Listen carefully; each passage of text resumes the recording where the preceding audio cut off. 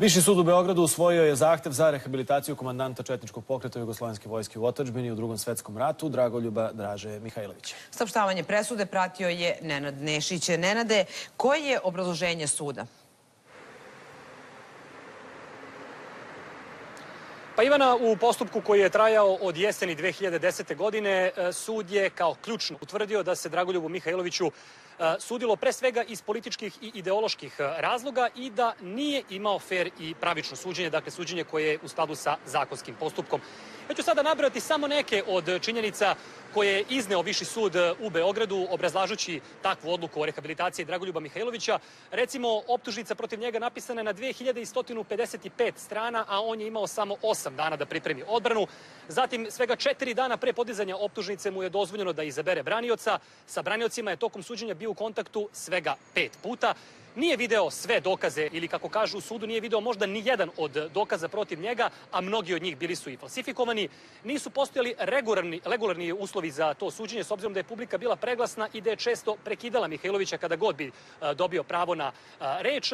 Zatim, tu je i podatak da je suđenje trajalo svega 29 dana, što je potpuno nerazumno kratak rok. Dakle, sudilo se tako da bi sve bilo gotovo po hitnom postupku. A tu je ona politička strana priče, odnosno vrlo interesantna pismena prepiska između Tita i Rankovića, koji su u to vreme nalazili u Moskvi, i Kardelja i Đilasa, koji su bili ovde. Dakle, kako je, po znacima navoda, vrh Komunističke partije Jugoslavije kreirao optužnicu i sam proces protiv Dragoljuba Mihajlovića. Inače, obrazloženje Višeg suda u Beogradu napisano na nekoliko strana, nije dugo trajalo to čitanje i predlažem da pogledamo kakve su bile reakcije, ali i atmosfera, kako u sudnici, tako i ovde na platovu ispred Palate pravde.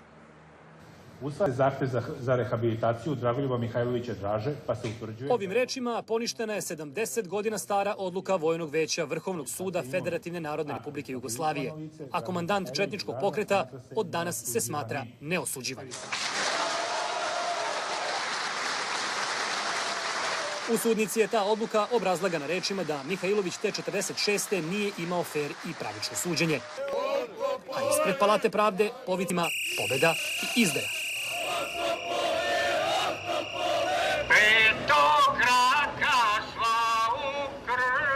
Pristalice komandanta četničkog pokreta poručuju da istoriju Drugog svjetskog rata sada sa sigurnošću prepuštaju istoričarima. On je nevina žrtva komunističkog terora. Da je Božja pravda iznad laži i prevara komunističkih antikrista. Ovom pobedom dokazano je da je general Mihajlović, a to je sud izneo, iskreni borac protiv fašizma. Za drugu stranu, odluka suda o rehabilitovanju Dragoljuba Mihajlovića velika je greška koju nikada neće prihvatiti. Sramno, zašto se tako na grub i neverovatno drzak način falsifikuje istorija. I to je jedna od politika samo jedna odluka koja je doneta ne ovde, već u Briselu i Vašingtonu. Odluka o rehabilitovanju Dragoljuba Mihajlovića gotovo da nije izazvala ni jedan incident. Šta se opet zarati, jeli?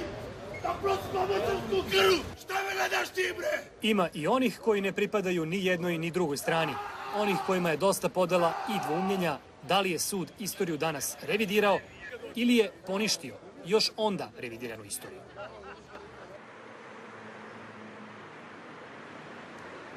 A gost naših vesti u 16 sati bio je pravni zastupnik predlagača rehabilitacije i savjetnik predsjednika države Oliver Antić. Pitali smo ga šta konkretno u pravnom smislu, ali i laički rečeno šta u praksi znači to što od danas Dragoljub Mihajlović, smatra neosuđivanim. Potpuno nevino lice. Znači, Draže Mihajlović je nevino osuđen.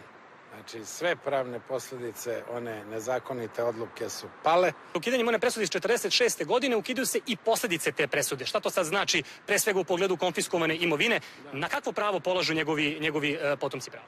Recimo, drže se njegove lične stvari u nekim ormanima bije, čak u nekim vitrinama. Sve to se sada mora vratiti porodici, komplet. Znači, sve što drže od ličnih stvari, sve što je oduzeto, ako ima i nekih nepokretnosti, ja to sad stvarno ne znam. To je u stvari bilo lepo da porodica uzme i da pokloni nekom muzeju, da se stavi u muzej, da ljudi vide, eto, to je malo i emotivno kada vi pogledate njegov dogled, njegove naočare, njegovu torbu, onu vojničku i tako dalje. Danas ste dali izjavu ovdje ispred Palate pravde da ovu odluku treba da slave svi čestiti Jugosloveni. Citiram vas, pogotovo ste kako apostrofirali Hrvate. Ovo je jedan lep temelj za opšte pomirenje, jer sva ovo zlo je došlo iz Drugog svjetskog rata. I ovo kasnije, 91. ne može se razume bez 41. Ali, ono što je jako dobro, to je, a ljudi to ne znaju, da je 10.000 Hrvata, pa pomnožite s porodicom, brojem članova i tako dalje, bilo pod zastavama Draže Mihajlovića. To su izvorni antifašisti. Danas iz regiona ipak stižu oštre reakcije na ovakvu odluku suda. Zato što ne znaju. Ja im ne zameram mnogo jer oni ne znaju činjenice, ali će biti sad tek se otvara mogućnost da se zazna prava istina. Odluku o rehabilitaciji Draže Mihajlovića potpredsjednik vlade Srbije Ivica Dačić nazvao je sramnom. Dačić smatra da odluka koja je objavljena u danima kada čitav svet slavi 70 godina veličanstvene pobjede nad fašizmom ne predstavlja korak ka pomirenju niti ka istini, već naprotiv samo produbljuje podele. I ministar policije Nebojša Stefanović izneo je sličan stav. Kao potomak partizanskog borca koji učestvuje u oslobađanju Beograda i Srbije od fašista tokom Drugog svjetskog rata, mogu da kažem da sam lično nezadovoljan rehabilitacijom Draže Mihajlovića, ali naravno ne mešam se u nezavisne odluke nezavisnih pravosuđa.